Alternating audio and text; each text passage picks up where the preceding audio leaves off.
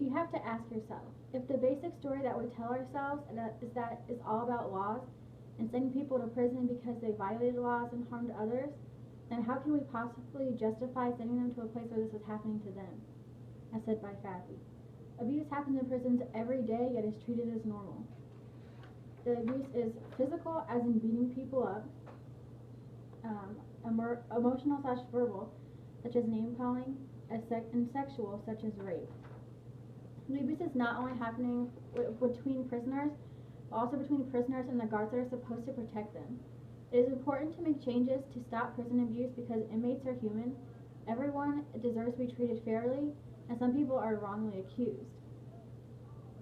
Prison is an institution that houses criminals away from the general public and is run by the state and federal government. The American prison and jail system is the largest in the world, with about 2.4 million U.S. citizens behind bars, as said by Aline.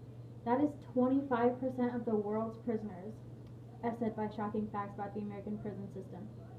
Another statistic shows that around 1 in 100 U.S. citizens have been incarcerated, as said by Pendleton. With this many people involved, it is crucial that we take active steps to provide standards and guidelines for the treatment and rights of the inmates. There are many steps that have to happen in order for someone to be taken into prison. First, they have to commit a crime, and then the investigation will start, where they become a potential committer of the crime, and then they have to get stuff like evidence, witnesses, things of that sort, motives, and then there's a trial if people think that they did it, where a jury and a judge will decide whether the person is guilty or not guilty. And then after that, the jury and the judge are the ones that decide how long they're in prison, what kind of parole they have, things of that nature. Then after this, the subject can make a plea deal, which is where they try to bargain how long they'll be there, and things of that sort, as said by Pendleton. The first type of abuse I'm going to talk about is between prisoners. Inmates are not always watched, therefore a lot of stuff happens that shouldn't. One type of abuse that prisoners use is physical. Examples of this are slapping, biting, beating people up, and this is dangerous because the victims can feel unsafe in their environment and they can get severely injured. Another type of violence is emotional. This can be name-calling, constant ridicule, and threats. This is dangerous because it can lower the victim's mood and possibly make them suicidal. Prisoners are already more suicidal due to crowding, bullying, being away from home, and not having a bright future. The last type of violence is sexual. Examples of this are inappropriate comments, gestures, and rape, said by who gets assaulted. This is dangerous because it can be severely detrimental to the victim's well-being, and it can also spread STDs around the prison. As said by Ireland, the behavior of bullying and abuse between prisoners needs to stop. One of the goals of prison is to have the inmates act like law-abiding citizens and feel safe in jail.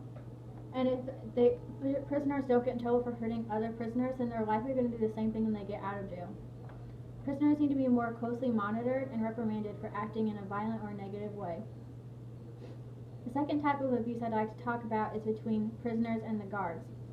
The guard's job is to protect the prisoners, but oftentimes that doesn't happen.